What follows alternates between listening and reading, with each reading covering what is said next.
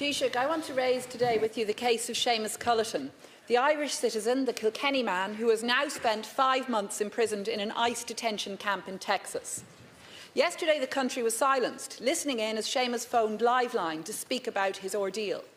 Last night, I spoke directly with Seamus' sister, Caroline, and I heard more details about the appalling conditions in which he is detained. 72 men packed into a single tent. Filth everywhere, lack of sanitation, violent guards, alleged strangling, 3 men dead already, and conditions so brutal that detainees are gambling on who will be the next person to take their own life. Deprived of fresh air, Sheamus has seen the sun only a handful of times in his 5 months there. Taoiseach, he calls it a hell, a concentration camp, and he fears for his life.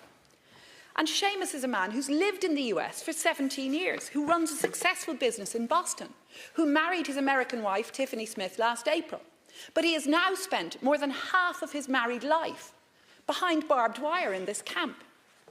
Why? Because he was lifted off the street by ICE on his way to the shops after being kept waiting for his green card following long delays. And it's deeply ironic, Taoiseach, as Caroline says, that one arm of the US government is processing him for permanent residency, while the other has locked him in a cage.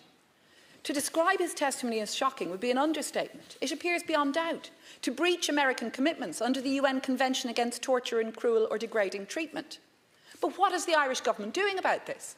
On your way into Cabinet today, you told the media your officials had contacted Washington. Minister McEntee has said consular assistance is being offered. Yet I understand no government minister has contacted the family directly.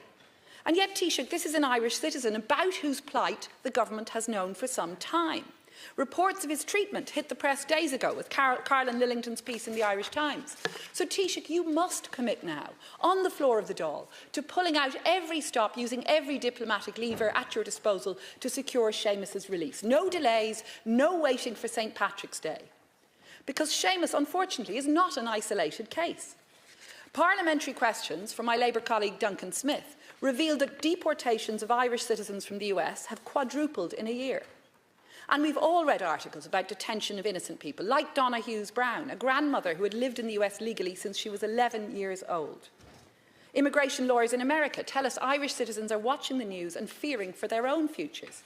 And yet we don't know if any more Irish citizens have been detained in the same manner as Sheamus. Minister McEntee says fewer than 12. Is this 10? Is this 11? And yet in 5 weeks, you plan to hand a bowl of shamrock to the man responsible for all this. You plan to offer a symbol of friendship to the man who humiliated Ireland on Patrick's Day last year, when he snubbed you for a photo op with Conor McGregor. With friends like these, Taoiseach, you know the expression, what will you do today to ensure the release of Seamus Culleton and to ensure the safety of other Irish citizens being detained by ICE or in fear of being detained by ICE? Thank you, Deputy Taoiseach. Please. Well, first of all, Deputy, thank you for raising this issue. I first became aware of this issue yesterday via the media. That's fine.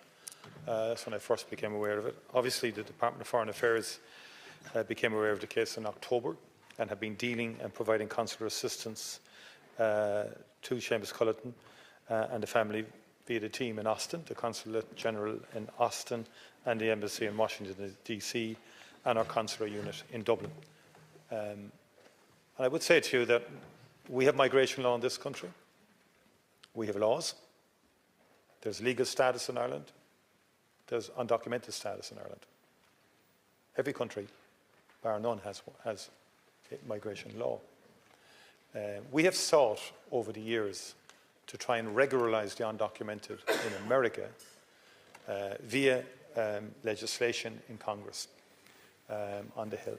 And long before any President incumbent or President Trump in the White House, this has been a challenge. You know that, everybody in the House knows that. We came very close a number of years ago with the E3 visa, where we lost by 1 vote to have a number of thousand visas allocated to Ireland from the Australian visa allocation. 1 vote stymied what would have been a significant breakthrough on that occasion.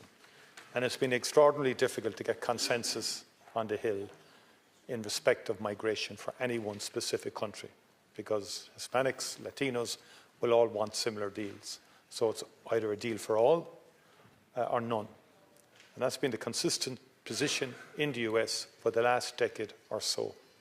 And that makes it particularly difficult in terms of endeavouring to try and get the number of Irish undocumented who are undocumented in the United States regularised, because it is a very, very traumatic and difficult position for people to be in, for their families, many of whom established home and so on, the families and so on in the US, but they're always watching over their shoulder, they're always worried in terms of a knock on a door or in terms of they being in a position where they would be deported.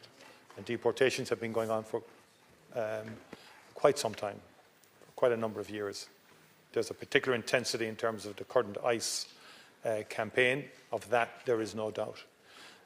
Our position is, as a government, we'll do everything we can to help Seamus Culleton, but we have to do it in a way that can really help him and enable us to do it in a way that can be effective for him. We can't promise, because we don't control American migration law or practice, for that matter. But we can engage, we have, and we will. We are concerned about conditions in terms of where Seamus Culleton is held. But we also would be anxious if the matter could be resolved in terms of the status issue. Well, Taoiseach, if I may say, that is a most unsatisfactory response. And you have conflated, wrongly in my view, quite a number of issues. Of course countries have migration laws. Of course the Irish government has for many years, previous governments too, been trying to regularise undocumented Irish citizens in the US. Of course. But here we're talking about an Irish citizen who's been detained in inhumane conditions for 5 months in the US, in breach of international laws. And that's the issue here. And what I haven't heard from you, Taoiseach, is any sense of urgency about securing his release or about ensuring that no other Irish citizens are being held in the same conditions, and indeed some may be, because we don't know. There could be as many as 12, apparently. So what I haven't heard from you is any words that will offer comfort to families here of Irish citizens in the US, to Seamus's family, or indeed to others.